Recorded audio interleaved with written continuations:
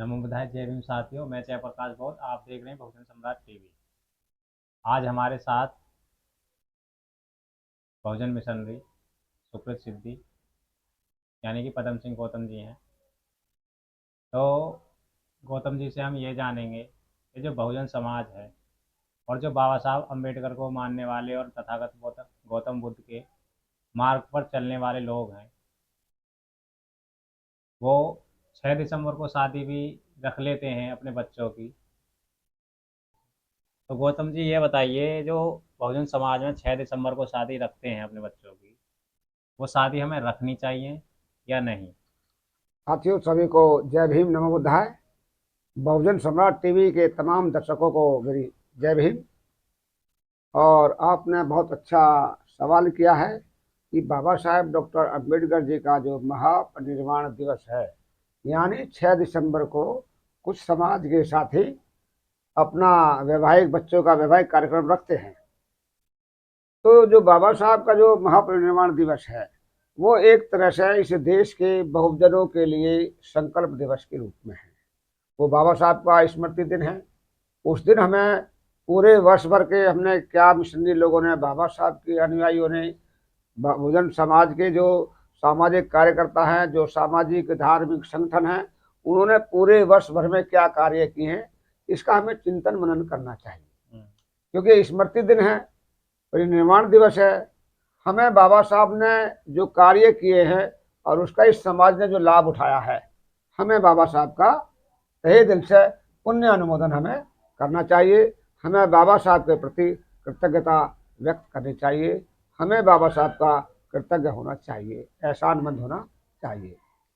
यदि हमारे समाज के कुछ लोग ऐसे अवसर पर, यानी कि बाबा साहब के महापरिनिर्वाण दिवस के अवसर पर अपने पारिवारिक वैवाहिक कार्यक्रम रखते हैं, तो वो उचित नहीं है, ऐसा मैं मानता हूँ।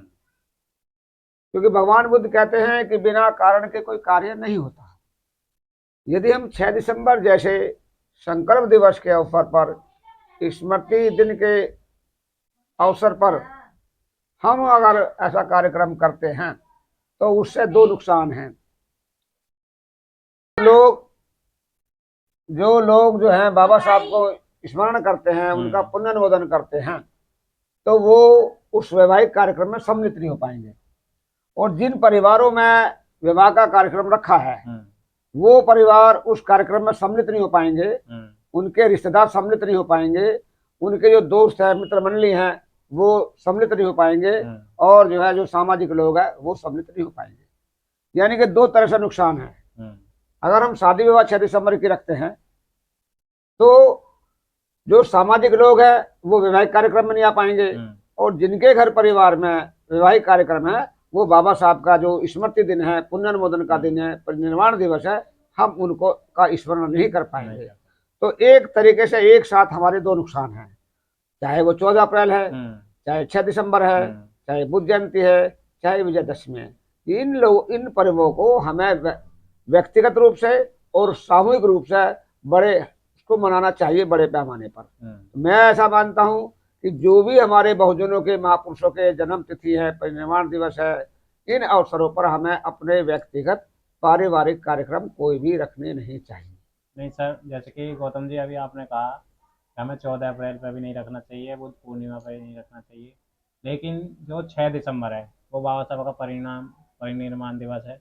तो उस दिन जो बाबा साहब हमें दुनिया छोड़ के गए, उसका दुख व्यक्त करते हैं, यानी कि उनको श्रद्धांजलि देते हैं। लेकिन जो हमारा 14 अप्रैल है, बुद्ध पूर्णिमा, उस दिन तो उत्सव का दिन है, तो उस दिन क्यों नहीं रख सकते? उस दिन इसलिए नहीं रख सकते क्योंकि ये हमारे तमाम बहुजन समाज के लोगों के लिए बड़ा गौरव का, हर्ष का विषय है, दिन है, हमारे सम्मान का दिन है।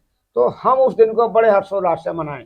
यानी कि जितना हम सामूहिक रूप से, व्यक्तिगत रूप से भी और सामूहिक रूप से भी बाबा साहब जी की जयंती को मनाएंगे, उतना एक अच्छा संदेश समाज और देश को जाएगा। लेकिन अगर हम उस दिन पारिवारिक कार्यक्रम में उलझ गए, पारिवारिक कार्यक्रम हमने रखे, तो उसका असर हमारे जो सामूहिक सामाजिक कार्यक्रम है उन पर अवश्य पड़ेगा। हम देखते हैं दूसरे लोग भी हैं, मैं नाम नहीं लेगा, लेकिन जो दूसरी व्यवस्था को मानने वाले लोग हैं, वो अपने किसी भी पर्व पर वैवाहिक कार्यक्रम नहीं रखते हैं। तो फिर हम ही क्यों रखें? सही बात। हमें भी नहीं रखने चाहिए। मैं उदाहरण दूंगा, क्या कोई मुसलमान ईद पर शादी करता है? नहीं। क्या दिवाली पर लोग शादी करते हैं? नहीं। क्या होली के दिन शादी करते हैं? नहीं। तो फिर ये हमारे लोगों की कहीं ना कहीं भूल है, कहीं ना कहीं अज्ञानता है कि जो बहुजन समाज के प्रमुख तिथियां हैं, उत्सव के रूप में मनाए जाते हैं, स्मरण के रूप में मनाए जाते हैं, उनको हम उसी रूप में मनाना चाहिए जिस रूप में हम सबको मनाते आए और मनाना चाहिए। चाहे वो, फिर मैं कहूँगा, चाहे वो 6 दिसंबर है, और कम से कम 6 दिसंबर के बारे में तो हमारे चिंतन मनन का दिन है, हमारे सोचने का दिन है, हमारे संकल्प का दिन है कि परम पूज्य बोधिसत्व बाबा साहेब डॉक्टर अम्बेडकर जी ने कितनी मेहनत, कितनी लगन, कितनी निष्ठा, कितनी परेशानियां झेलते हुए भारतीय संविधान का निर्माण किया, उसमें हमें अधिकार दिए, उन्होंने बौद्ध धर्म को दिया हमें। तो कितने ऐसा आज हम जो कुछ भी हैं इस देश के अंदर, जो हमें नई जिंदगी जी रहे हैं, क्योंकि हमें तो पशु से भी बदतर जिंदगी थी। हमें तालाब में कुत्ता पानी पी सकता था, लेकिन हमारे समाज के लोगों को पानी पीने का अधिकार नहीं था, और आज हम बिस्लरी की बोतल का पानी पी रहे हैं। तो ये किसकी देन है? ये परम पूज्य बोधिसत्व बाबा साहब डॉक्टर अम्बेडकर जी की देन है। तो हमें इसीलिए जो 6 दिसंबर का दिन है हमारे लिए बहुत ही महत्वपूर्ण दिन है। मैं मानता हूँ कि सच मायने में 14 अप्रैल से भी ज्यादा महत्वपूर्ण है। तो 14 अप्रैल हमारा खुशी का दिन है, सबका दिन है, बड़े हर्षोल्लास से मनाते हैं। लेकिन हमें 6 दिसंबर को बैठ करके चिंतन करना चाहिए, मनन करना चाहिए, और हमें अगले वर्ष के लिए हमें क्या करना है, हमें एक अच्छा संकल्प लेकर के जो बाबा साहब का मिशन है उस पर काम करना चाहिए। जो बाबा साहब का कारवा था कि उनका एक सपना था कि मैं चाहता हूं कि भारत जो बौद्ध में बने, एक आदर्श समाज की निर्मित हो, एक ऐसा समाज चाहते थे जहाँ सब समता, स्वतंत्रता, बंधुता और न्याय हो।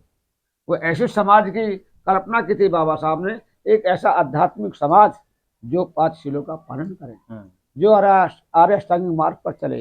वो चाहते थे मेरा समाज 10 पारमिताओं पर खरा उतरे। तो वो जो समाज था वो आध्यात्मिक समाज था, अर्थात बौद्ध समाज। तो बौद्ध समाज जब भी बनेगा जब हम सही मायने में परम पूज्य बोधिसत्व बाबा साहब डॉक्टर अम्बेडकर जी को पढ़ेंगे, उनके विचारों पर चलेंगे, चिंतन करेंगे, मनन करेंगे, और नए संकल्प, नई उत्साह, नए उमंग और नए जोश के साथ फिर हम उस कारवा को आगे बढ़ाने लगेंगे। तभी सही मायने में बाबा साहब का जो सपना था हम उसमें कुछ प्रगति कर सकते हैं। और निश्चित रूप से बाबा साहब का जो अंतिम ध्येय था वो धम्म क्रांति था, यानी कि धम्म क्रांति, धम्म का मार्ग। धम्म का कौन सा मार्ग? तथागत बुद्ध का मार्ग। तथागत बुद्ध ने जो हमें मार्ग दिया है वो बहुत ही प्रथम, मध्यम और अंत में वो कल्याणकारी है, वो सुखदायी है, हमारे जीवन में परिवर्तन लाने वाला है, हमारे जीवन को सुख में बनाने वाला है। इसीलिए बोधिसत्व बाबा साहब डॉक्टर अम्बेडकर जी ने 1935 में ये बड़ा कॉन्फ्रेंस में घोषणा की, और उस घोषणा को 1956 में 14 अक्टूबर विजयदशमी के दिन पूरा किया। यानी कि, और जो बाबा साहब ने जो है ये बौद्ध धर्म को स्वीकार किया, वो ये भी सिद्ध करते हैं कि बौद्ध धर्म हमारे पुरखों का धर्म था। जो हमारे पूर्वज थे वो बौद्ध धर्मी थे, लेकर के महान चक्रवर्ती सम्राट अशोक हो, चंद्रगुप्त मौर्य हो, कनिष्क हो, हर्षवर्धन हो, हम ऐसे राजा महाराजाओं की संतान हैं। और ये बौद्ध काल जो था वो सोने की चिड़िया थी, और कालांतर में कुछ परिस्थितियां ऐसी निर्माण हुई कि धीरे धीरे हमसे जो है बौद्ध धर्म जो था, जो भगवान बुद्ध द्वारा उपदेशित धर्म था, इस भारत भूमि का धर्म था, वो लोप होता चला गया। उस धम्म चक्र को परम पूज्य बोधिसत्व बाबा साहब डॉक्टर अम्बेडकर जी ने विजयदशमी के दिन, यानी कि 14 अक्टूबर 1956 को लाखों लाख लोगों के साथ फिर पुनः घर वापसी की है। और हमें वो भगवान बुद्ध की जो अनमोल शिक्षा थी, अनुपम शिक्षा थी, उसको हमें जो है प्रदान किया, यानी कि हमारे घर वापसी हुई। बहुत बहुत धन्यवाद आपका।